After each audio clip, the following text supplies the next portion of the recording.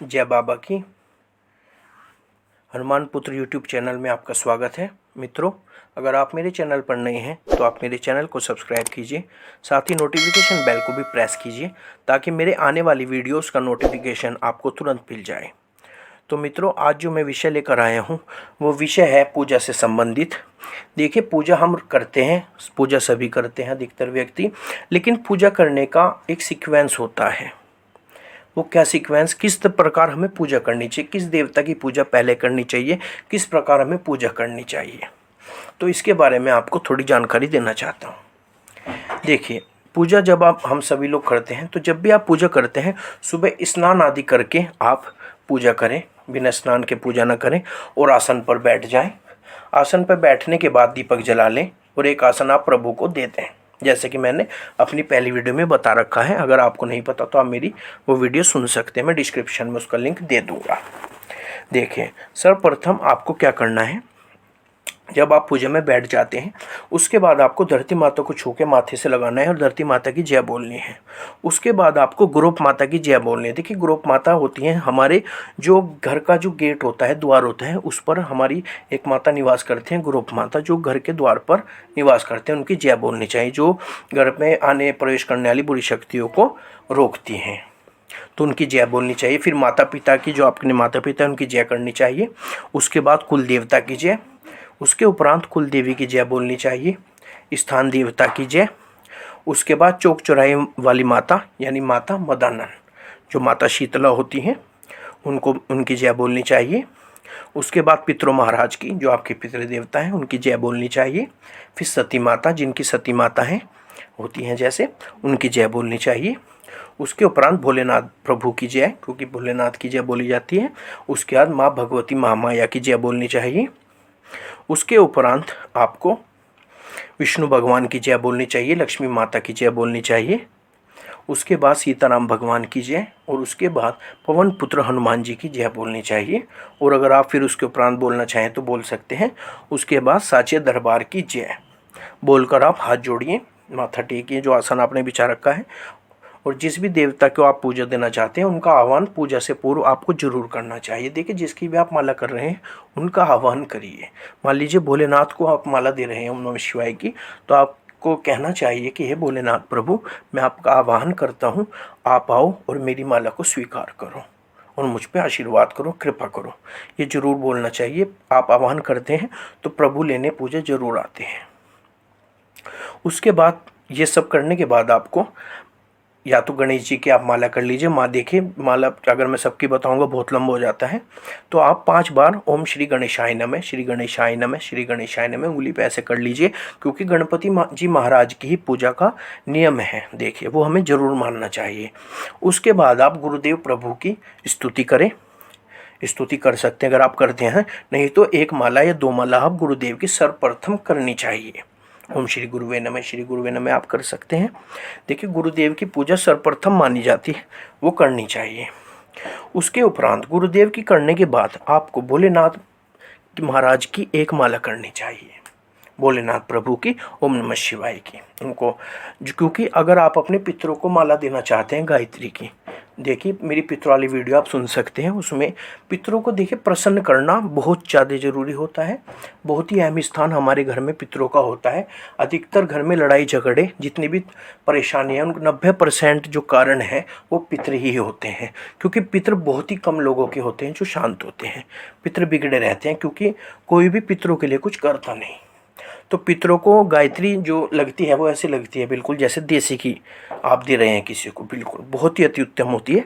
तो गायत्री देने से पहले आपको एक भोलेनाथ की माला देनी होती है, क्योंकि गायत्री आपको भोलेनाथ की माला से, भोलेनाथ द्वारा ही गायत्री हम देते हैं। तो भोलेनाथ की माला के उपरांत आपको 2 माला गायत्री की करनी है। आप मेरी पितर वाली वीडियो देख सकते हैं, उसमें मैंने तरीका बता रखा है किस तरह देनी है। 2 माला करने के उपरांत आपको उसके 2 माला करने के तुरंत बाद आपको सीताराम भगवान की 2 माला करनी होती है। और फिर 2 माला करने के बाद आपको सीताराम भगवान से ये प्रार्थना करनी होती है कि प्रभु आप हमारे पितरों को सही रखिए, उन्हें बिल्कुल सही रखिए और आशीर्वाद बनाइए उन पर। तो इससे वो बिल्कुल आपके जो पितर होते हैं वो सही रहते हैं। उसके उपरांत अगर आप पुरुष हैं, आप पूजा कर रहे हैं, तो उसके बाद आप अगर हनुमान जी की पूजा करते हैं तो हनुमान जी की पूजा कर सकते हैं। और हनुमान जी की देखिए आप 2 माला कर सकते हैं सीताराम के बाद। हनुमान जी को जो मंत्र बहुत ही प्रिय है, जो मैं आपको बता रहा हूँ अपने अनुभव से, वो श्री राम दूताय नमः। ओम श्री राम दूताय नमः। ओम तो आप पहली बार पहली माला के पहले जप पर बोल सकते हैं, ओम श्री राम दूताय नमः। उसके बाद आप श्री राम दूताय नमः, श्री राम दूताय नमः करके आप 2 माला दीजिए। देखिए हनुमान जी महाराज क्योंकि ये राम जी के दूत थे, और अगर आप उन्हें राम जी का दूत से संबोधित करते हैं तो वो बहुत ज़्यादा प्रसन्न होते हैं इसको जाप को सुन के। तो आप ओम श्री राम दूताय नमः अगर पुरुष हैं तो 2 माला हनुमान जी को दीजिए। उसके बाद अगर आप सुंदरकांड करते हैं तो सुंदरकांड का पाठ करिए। अगर सुंदरकांड नहीं करते, हनुमान चालीसा करते हैं, तो आप हनुमान चालीसा का पाठ करिए। उसके बाद हनुमान अष्टक का और फिर बजरंग बाण का पाठ करिए। उसे करने के उपरांत, और जो महिलाएं हैं वो सीताराम की माला के बाद वो जो है दुर्गा सप्तशती का पाठ करें। दुर्गा सप्तशती का पाठ महिलाओं के लिए सर्वोत्तम अति उत्तम होता है। देखिए महिलाओं के लिए जो पूजा उत्तम होती है वो दुर्गा सप्तशती होती है, क्योंकि माता भवानी उनकी प्रार्थना को बहुत जल्दी सुनती है। देखिए अगर आप दुर्गा सप्तशती का पाठ बहुत लंबे समय तक नित्य करते हैं तो बहुत दिन जब आपको करते हो जाएंगे, कुछ साल लगातार नियम से अगर आप नियम पूर्वक करते हैं, तो माता का आवेश धीरे धीरे आपके अंदर आने लगेगा। धीरे धीरे जिसे बोलते हैं माता का आवेश जो है महिलाओं के अंदर आने लगता है। माता का आशीर्वाद उन पे बहुत ज़बरदस्त तरीके से होने लगता है, तो उनके लिए अति उत्तम होती है महिलाओं के लिए। तो वो आप करें। उसके उपरांत आपको आरती करनी है। अगर आप और कोई पूजा करना चाहते हैं तो कर सकते हैं। देखिए पूजा की कोई वो नहीं होती सीमा, कितनी भी कर सकते हैं।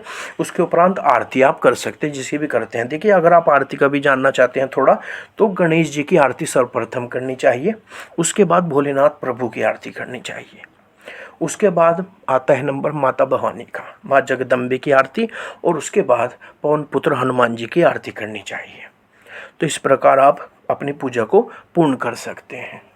और पूर्ण करने के उपरांत जो आपने लुटिया भर के रखी थी उसको आप तुलसा जी में दे दें। तुलसा जी में देना बहुत सर्वोत्तम होता है। देखिए जो भी देव आते हैं पूजा ग्रहण करने तो वो फूंक मारते हैं ज़रूर। और मेरा एक मानना है, देखिए जब भी आप पूजा में बैठें तो आप कुछ प्रसाद भोग छोटा सा कटोरी में ज़रूर रख के बैठे। देखिए अगर आपके पास कुछ भी नहीं है, चाहे तो आप या तो किशमिश ही रख लीजिए 4 दाने, नहीं है कोई नहीं, मिश्री ले आइए आप, मिश्री बहुत सस्ती आती है। 4-6 दाने, थोड़े से दाने आप मिश्री के एक छोटी कटोरी में रख के आप बैठिए। देखिए जब भी प्रभु आते हैं तो अगर वो भोग प्रसाद उनको मिलता है तो उसको वो ग्रहण करते हैं ज़रूर, और उसमें फूंक लगाते हैं और जल में भी फूंक लगाते हैं। तो उस प्रसाद को आप ग्रहण करेंगे तो वो और थोड़े 2-2 दाने उस पूजा के उपरांत आप सभी ले लें तो अति उत्तम होता है। तो आप ये करें, लोटिया आप जो है तुलसा जी में दे दें, और उसके बाद आप आसन अपने उठाई देंगे और माथा टेक के प्रभु का आसन उठा कर रख दीजिए। वो जा चुके हैं क्योंकि, और उस आसन का कोई और प्रयोग ना करें जो आपने प्रभु भगवान जी को दिया है। वो उस पर कोई बैठे ना, वो उन्हीं के लिए रखें आप। और उनके लिए आप कोशिश करें कि पीला आसन लाएँ, पीला आसन जो उन्हें देना है। और आप जो आसन इस्तेमाल करें वो लाल रंग का करें। उनका आसन अति उत्तम होता है पूजा के लिए। तो ये मैंने जो आपको कुछ बताया है इसे आप ज़रूर करिए। एक छोटा सा सीक्वेंस है जो पूजा में आपको जो है इस्तेमाल करना है। तो इस सीक्वेंस से आप पूजा करेंगे तो देखिए बहुत अति उत्तम होगी, आपको लाभ प्राप्त होगा। आप करके देखिए, और जो आपको लाभ होगा तो आप मुझे ज़रूर कमेंट में बताइए आपको वीडियो कैसी लगी। आप मुझे ज़रूर कमेंट बताइए। कोई आपकी जिज्ञासा है, कोई प्रश्न है, आप पूछना चाहते हैं तो आप कमेंट बॉक्स में लिख सकते हैं। और अगर आपको मेरी वीडियो अच्छी लगी हो तो आप मेरी वीडियो को शेयर कीजिए, चैनल को सब्सक्राइब कीजिए, और ऐसी अच्छी वीडियो और जानकारी लेकर आपको अगली वीडियो में मिलूँगा। तब तक के लिए जय बाबा की।